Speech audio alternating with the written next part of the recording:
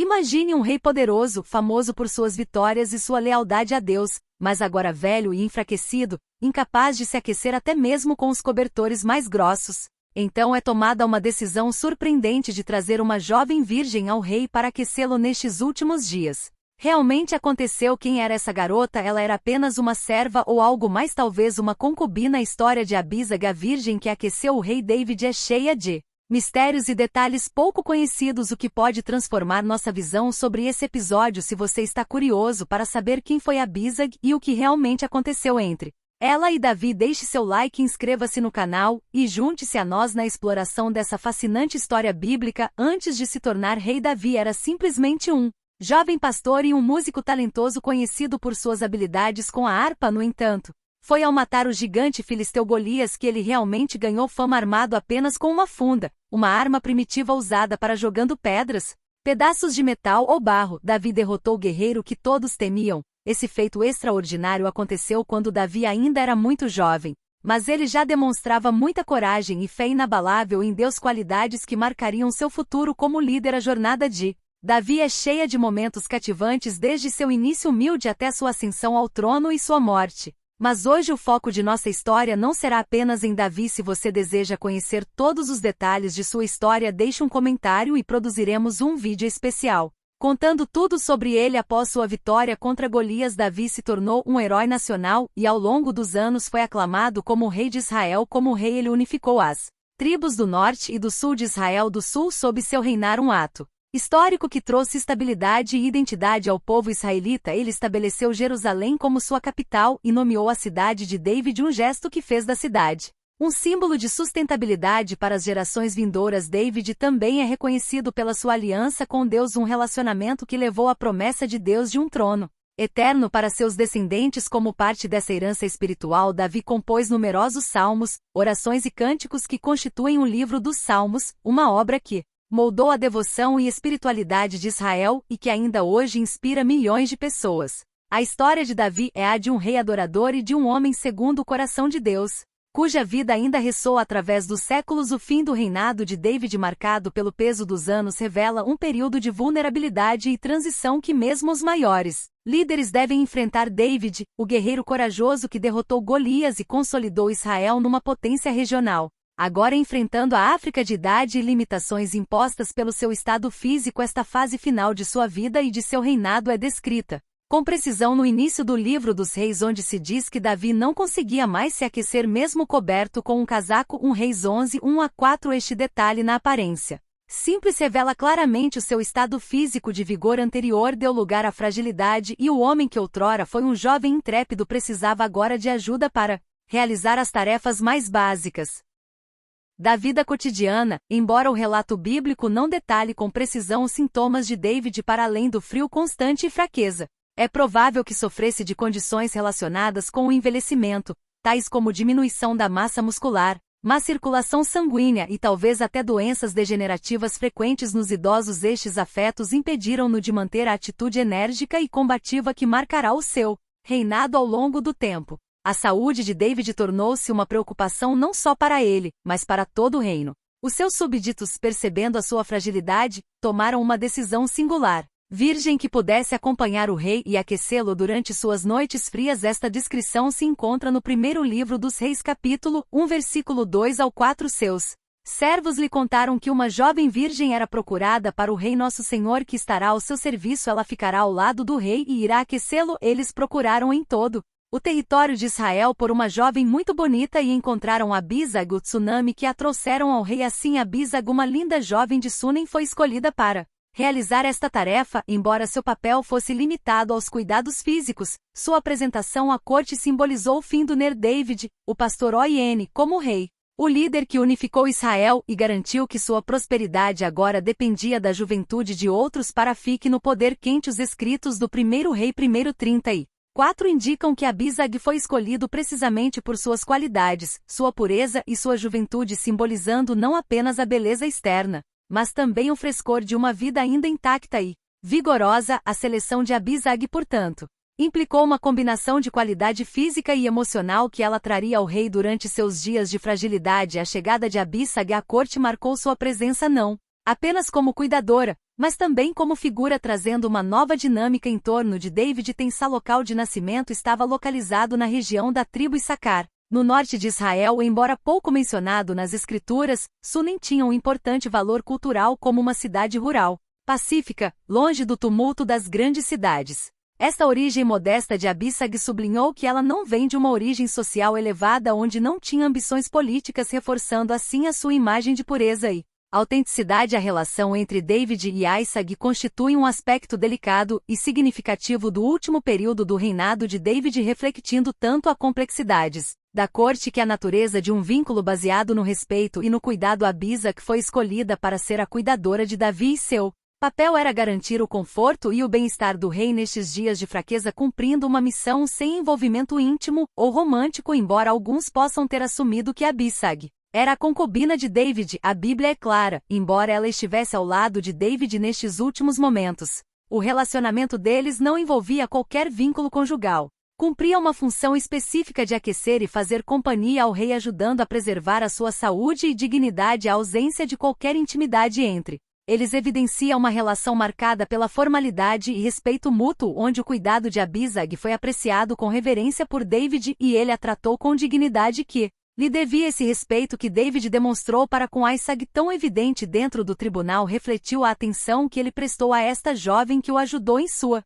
vulnerabilidade, um ato que ele não poderia banalizar. David, mesmo debilitada, honrou a presença de Abissag, considerando-a como uma figura de serviço e devoção e não como um objeto de desejo. A corte observou esta relação com respeito, entendendo que Abissag não estava ali para satisfazer os prazeres do rei, mas sim para lhe oferecer conforto e apoio numa época em que os poderosos muitas vezes se permitiam explorar o seu estatuto. David ofereceu um exemplo excepcional de retidão e respeito, mesmo nos últimos dias da sua vida, incorporando o respeito pelas mulheres em funções de serviço dentro da realeza. A presença de Abissag perto de David, embora de percussão política discreta e inesperada, a sua proximidade com o rei, embora puramente prática, deu-lhe um certo estatuto que a distinguia das outras mulheres da corte. Com o enfraquecimento de David e a questão iminente da sua sucessão de Aissag, tornou-se mais do que uma simples ajuda. Ela encarnou um elo simbólico entre a era de David e a futura monarquia. Através do seu papel junto ao rei, ela se tornou uma figura particular e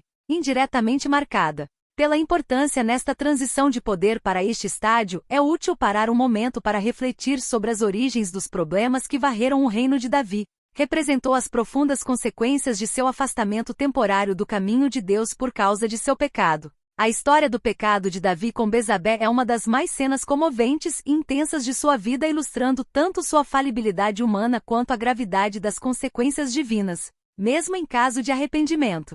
Esta história, no segundo livro de Samuel, capítulo 11, fala de Davi vendo Bezabé tomando banho do telhado do palácio. Foi tomado por um desejo intenso e levou a mulher para seus aposentos. Esse ato levou ao adultério, porque Bezabé era esposa de Uri, um fiel guerreiro de David. Ao saber que Bezabé estava grávida, David tentou esconder seu pecado. Ao trazer Uri, voltou da frente na esperança de passar mais tempo com sua esposa e levar a criança como se fosse sua, mas Uri, leal a seus companheiros no campo de batalha, recusou-se a voltar para casa. David então optou por uma solução mais dramática, que ele ordenou que Uri fosse colocado na linha de frente, onde ele seria inevitavelmente morto, completando assim este estratagema sombrio. David então tomou Betsabé como sua esposa, talvez pensando que seus pecados estavam agora ocultos. Mas Deus enviou o profeta Natã para confrontar o rei. Em 2 Samuel 12, Natã expôs o pecado de Davi por meio de uma parábola. Um homem rico apoderou-se das únicas ovelhas de um homem pobre para satisfazer suas próprias necessidades, percebendo a gravidade de seu pecado, declarando que pequei contra o Senhor. 2 Samuel 12:13. Embora seu arrependimento fosse sincero, Deus declarou uma série de punições que transformariam para sempre a vida de Davi e seus descendentes. Natã anunciou que, apesar do perdão divino, a guerra não terminaria, nunca se afastaria de seu casa e que os infortúnios surgiriam de sua própria casa. Primeira consequência direta foi a morte do filho nascido de Davi, e foi um golpe doloroso que mostrou que as faltas do rei não permaneceriam impunes. As consequências deste pecado causaram sérias dissensões dentro da família de David. Este evento desencadeou uma série de tragédias familiares, incluindo o estupro de Tamar, Por seu meio-irmão Amnon seguido pela vingança de Absalão que matou Amnon, este ciclo de vingança obscureceu o reinado de David e levou-o a enfrentar a rebelião de Absalão, que tentou tomar o trono de seu pai declarando-se rei. Embora esta rebelião tenha sido esmagada pela morte de Absalão, seu impacto deixou uma marca indelével na família real. As palavras de Natã foram cumpridas com exatidão. O pecado de Davi trouxe a guerra para sua própria casa, levando a divisões, tragédias e uma luta perpétua pelo poder. É neste complexo contexto familiar que surge a ambição de Adonias, outro filho de Davi. Embora Deus tivesse prometido a Davi que Salomão, filho de Bezeba, herdaria o trono, Adonias viu uma oportunidade de tomar o poder para si. A promessa divina não abrandou as suas intenções. Consciente das sucessivas tragédias e da fragilidade de David, Adonias procurou apoio influente na corte para se proclamar rei. No 1 Rei 15, 5-6, Adonias é descrito como alguém movido pelo orgulho e pela ambição que, declarou, tornou-se rei, atraindo aliados poderosos como Joabe, o líder do exército, e Abiatar, o sacerdote. Adonias esperava que o apoio desses homens influentes fizesse sua reivindicação o indiscutível. Davi, no entanto, assim que soube das ações de Adonias, reagiu rapidamente para garantir que a vontade de Deus fosse cumprida. Consciente da promessa divina e a necessidade de manter a paz e a estabilidade em Israel, David tomou medidas imediatas para ungir Salomão e garantir uma sucessão legítima. Convocou os sacerdotes Zadok, o profeta Natã e Benaia, um dos seus principais comandantes, para acompanhar Salomão numa cerimônia pública de unção no trono real e levado para Guilom, onde foi feito rei de Israel por Zadok e Natã. Este ato confirmou Salomão como herdeiro e consolidou sua autoridade aos olhos do povo, tornando isso impossível para qualquer um. Tentativa de desafio por parte de Adonias. A rápida decisão de David foi essencial para manter a estabilidade do reino e evitar a guerra civil. Ele sabia que a rivalidade fraterna e as ambições políticas poderiam mergulhar Israel num conflito destrutivo. A unção de Salomão foi, portanto, uma medida preventiva e definitiva para evitar qualquer poder luta. Ao proteger o direito de Salomão ao trono, Davi garantiu a continuidade da promessa divina e reforçou a ordem desejada por Deus, estabelecendo um governo que marcaria a história de Israel pela sabedoria e prosperidade. Assim, a intervenção de David fez-se às ambições de Adonias. Não só protegeu o trono, mas também reafirmou seu compromisso com a vontade divina, apesar das provações causadas pelo seu próprio pecado. Adonias, que primeiro se proclamou rei e procurou apoiantes influentes, viu o seu projeto desmoronar rapidamente. Após o anúncio da unção de Salomão, percebendo o perigo que corria, Adonias refugiou-se no tabernáculo, agarrando-se aos chifres de Otel num gesto de pedido à clemência. Salomão, ciente de que uma guerra interna poderia enfraquecer o início do seu reinado, optou por uma abordagem estratégica em relação a Adon. Decidiu conceder-lhe uma primeira clemência, permitindo-lhe viver sob a condição de não se manifestar sem mais sinais de traição. Salomão declarou que enquanto Adonias permanecesse leal sem tentar usurpar o poder, ele poderia viver em paz. Esta decisão não só demonstrou o desejo de Salomão de evitar derramamento de sangue desnecessário, mas também enviou uma mensagem de firmeza e controle, porque Adonias agora seria monitorado de perto quanto aos aliados de Adonias. Sua situação também se tornou complicada. Joabe, o líder do exército de Davi, e Abiatar, o sacerdote, duas figuras influentes, apoiaram Adonias em sua tentativa de assumir o trono. Ordena que Salomão aproveitou a oportunidade para resolver o assunto definitivamente quando Joabe tomou a decisão de Salomão a respeito daqueles que haviam apoiado Adonias. Ele também se refugiou no tabernáculo. Imitando Adonias, procurou asilo agarrando-se ao Otel. Mas ao contrário de Adonias, Salomão não mostrou clemência. Benaja, o novo comandante nomeado por Salomão, foi enviado ao tabernáculo para executar Joabe no local, eliminando assim uma ameaça potencial e consolidando a nova estrutura militar sob a autoridade de Salomão. Como para Abiatar, seu destino foi menos severo, mas igualmente final. Sendo sacerdote, sua execução teria sido delicada, dado seu papel espiritual e a posição sagrada que ocupava. Salomão decidiu poupá-lo do vida, mas ordenou seu exílio para sua terra natal de Anatot, removendo-o de suas funções sacerdotais e rompendo definitivamente sua aliança com Adonias. Este exílio marcou o fim de Abiatar como sacerdote, cumprindo também uma antiga profecia sobre a linha sacerdotal de Elias que Abiatar fez. No entanto, embora a intervenção de David contivesse a ambição de Adonias, esta solução foi apenas temporária, porque o desejo de poder de Adonias nunca foi erradicado com a saúde de David, que estava em declínio irremediável, a sua morte tornou-se iminente. A sua morte trouxe uma mudança na dinâmica do poder liberto da autoridade paterna e, consciente da posição ainda frágil de Salomão, Adonias decidiu relançar as suas pretensões ao trono. Abisaga, jovem que tinha assistido sobre David nestes últimos dias, tornou-se uma peça central desta nova estratégia. Adonias sabia que pedir Aissag em casamento seria uma forma simbólica de reivindicar uma ligação com o rei dos fins. Naquela época, casou-se com uma concubina ou uma mulher associada ao rei anterior era muitas vezes interpretada como uma apropriação do poder e a autoridade do rei em questão. Para Adonias, este casamento com Aissag significava aos olhos do povo uma continuidade com o reinado de David através do Biaê do último.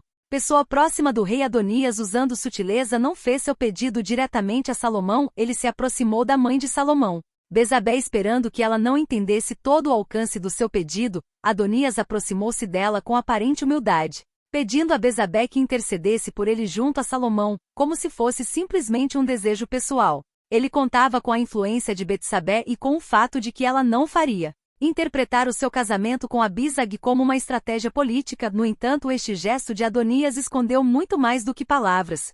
Revelou uma ambição subjacente disfarçada de pedido inocente. Pedindo Abisag, Adonias não apenas mostrou seu interesse por ela, mas também insinuou seu desejo de desafiar a legitimidade de Salomão. Quando Bezabé relatou o pedido a Salomão, ela provavelmente não pareceu compreender as verdadeiras implicações, mas Salomão estava familiarizado com os símbolos de poder dentro a realeza. Entendeu imediatamente a ameaça que Adonias representava. Ele interpretou o pedido como um pedido velado para se apropriar do trono e, ciente do perigo, tomou medidas decisivas para proteger o seu reinado. A resposta de Salomão foi direto e definitivo. Ele considerou o pedido de Adonias como uma ameaça clara à sua autoridade e um ataque à paz que Davi havia procurado estabelecer. Salomão ordenou a execução de Adonias, afirmando assim firmemente sua autoridade e garantindo o trono sob seu reinado. Esta execução marcou um ponto de viragem no reinado de Salomão, indicando que ele não toleraria qualquer tentativa de desestabilização ou rivalidade dentro da sua família.